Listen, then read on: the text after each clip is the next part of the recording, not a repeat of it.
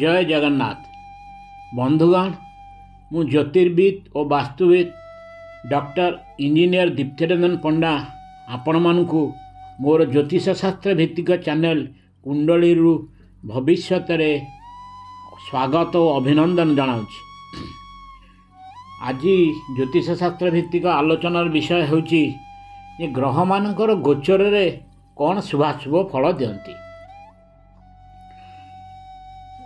यही विषय आम आलोचना करने पूर्व आपण मानक अनुरोध मोर चैनल को आगुरी सब्सक्राइब करनथिले सब्सक्राइब करिवे, लाइक करिवे और शेयर करिवे। वर्तमान आम गोचर विषय आम आलोचना करवा। जितेबाला आम कुंडली को कौन सी व्यक्तिर कुंडली को देखिए किसी प्रेडिक्शन करिया जाऊ तो आम जोड़े जिनस देखिक आमको प्रेडिक्शन करिया पड़ी थाए। प्रथम जिनसटी हूँ तार लग्न को देखी से ही कुंडलीर दशा अंतर्दशा समय को देखी ग्रहटी जदि कुंडली पे गोटे जोगकारक ग्रह हो तार दशा चली ताले से आम अनुमान करवा से भल फल देवे कि खराब ग्रह जदि हो मारक ग्रह हो ताले से खराब फल देवे तांकर दशा अंतर्दशा से 50% फल आम पाऊ। बाकी 50% आमर गोचर शुभाशुभ आम जानू। गोचर कौन से विषय आलोचना करवा। गोचर जमी लग्न आम लग्न ठारू गणना करी आम दशा अंतर्दशा देखू सेमती चंद्र जो था राशि राशि चंद्र जो गृह था से गणना करी आम गोचर फलाफल शुभाशुभ आम से अनुमान करूँ। किंतु जदि गोटे ग्रह कुंडली बा लग्न कुंडली गोटे ग्रह जदि मारक ग्रह हो गोचर जिते आम राशि ठारू गणना करवा सी भल स्थान थिले भी सी सेते भल फल दियंती नहीं। तार कारण हूँ से लग्न कुंडली बा जन्म कुंडली सी जेहेतु भल ग्रह नुहंती से गोचर जी भल फल कथा सेमती देवे नहीं। ये गोटे सूत्र। बर्तमान आम आसवा गोचर। गोचर क्या कहती? गोचर माने गो युक्त चर। गो हूँ ग्रह, चर माने चलन बा चलवा। तमें ग्रह मानकर गोटे राशि अन्य राशि को चलने को गोचर कहुए। प्रत्येक ग्रहंकर गोचर समय भिन्न भिन्न माने गोटे राशि अलग राशि को जीवाई प्रत्येक ग्रह विभिन्न अलग अलग समय नियंती। केते किए समय नियंती आम से विषय टिके जानिबा दरकार। रवि गोटे राशि आउ गोटे राशि को जीवाई प्राय 1 मास बा 30 दिन नियंती। तांकर संक्रांति ठारू आर संक्रांति पर्यंत तांकर गोटे राशि आर राशि को चलना करती। सेमती चंद्र हूँ सबुठारु वेगवान ग्रह। से मात्र 2 दिन 6 घंटा पाखापाखि 56 ରୁ 58 घंटा भितर चंद्र गोटे राशि अन्य राशि को गमन करती। सेमती मंगलंकर गोटे राशि आउ गोटे राशि को गति हूँ 40 ରୁ 50 दिन। बुधंकर हूँ 28 ରୁ 30 दिन। गुरु गुरु गोटे राशि आउ गोटे राशि को जीवाई बृहस्पति को 13 मास समय नियंती। पाखापाखि 13 मास समय नियंती। सेमिति शुक्र गोटे राशि आर राशि को जीवाई 40 ରୁ 50 दिन समय नियंती। आ सबुठारु धीरगाम ग्रह हेले शनि। से गोटे राशि आर राशि को जीवार समय तांकर हूँ 2.5 वर्ष 2 वर्ष 6 मास। सेमिति राहु केतु जो छाया ग्रह दुईटी से माने गोटे राशि आर राशि को जीवाई समय नियंती 1.5 वर्ष 1 वर्ष 6 मास। यही दृष्टि आम जो गोचर समय दृष्टि देखिले गोचर गणना केवल बृहस्पति शनि राहु और केतु को बेसी प्राधान्य दे देछि। तार कारण कौन? यही 4 ग्रहंकर गोचर समय अधिक जेहेतु अन्य मानकर कहार 2.5 दिन कहार मासे कहार 40 दिन किंतु बृहस्पतिंकर 13 मास शनिंकर 2.5 वर्ष राहु केतुंकर 18 मास। तेणु ये 4 जन ग्रह को बेसी प्राधान्य दे जाइछि। आमे बर्तमान जानिबा जे ग्रह मानकर गोचर रे शुभाशुभ जन्म राशि ठारू गणना कले जदि रवि जन्म राशि ठारू जदि तृतीय थे, षष्ठ थे, दशम थे बा एकादश थे ताहले शुभ। सेमती संक्रांतिर 13 दिन ठारू द्वितीय पंचम बा नवम थिले शुभ। अन्य स्थान रवि हेले अशुभ। सेमती चंद्र जन्म राशि ठारू प्रथम चंद्र, तृतीय चंद्र, षष्ठ चंद्र, सप्तम चंद्र, दशम चंद्र, एकादश चंद्र जदि रही थे, एकादश गणिले चंद्र रही ताहले यह शुभ बोली धराजिव। अन्य स्थान रे अशुभ। सेमती शुक्ल पक्षरे चंद्र द्वितीय, पंचम एवं नवम स्थान रहिले भी शुभ। कृष्ण पक्षरे चतुर्थ और द्वादश रहिले भी शुभ। मंगल, मंगल चंद्र रहिबा स्थान जदि गणना करवा तृतीय, षष्ठ, दशम, एकादश शुभ, अन्य सबु स्थान अशुभ। बुध सेमती चंद्र रहिबा स्थान द्वितीय, चतुर्थ, षष्ठ, अष्टम, दशम, द्वादश शुभ, अन्य स्थान अशुभ। गुरु बा बृहस्पति चंद्र रहिबा स्थान द्वितीय स्थान, पंचम स्थान, सप्तम स्थान, नवम स्थान, एकादश स्थान रहिले से शुभ, अन्य स्थान अशुभ।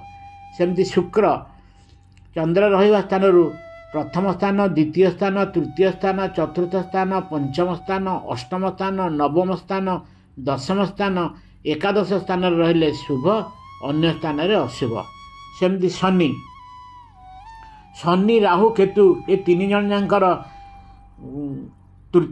चंद्र रहिबा स्थान तृतीय, षष्ठ, दशम, एकादश शुभ, अन्य स्थान अशुभ। तीनोटी जाक ग्रहंकर एका शनि, राहु, केतुंकर चंद्र रहिबा घरठार तृतीय, षष्ठ, दशम, एकादश शुभ, अन्य स्थान जदि रही ताहले अशुभ। आमे एटा यही घर मानक रहिले शुभ अशुभ जानले, किंतु आमर गोचर जेहेतु शनि, बृहस्पति, राहु, केतु को विषय से बहुत समय रहती, तेणु तांको विषय टिके डिटेल जानिबा, तेणु तारी ऊपर टिके विक्षिप्त भाव में आम आलोचना करवा। शनिकर गोचर फल कौन? शनि जो 12टा जाक घर रहिले शनि गोचर रे कोठी को राशि रे रहिले से कौन फल दियंती?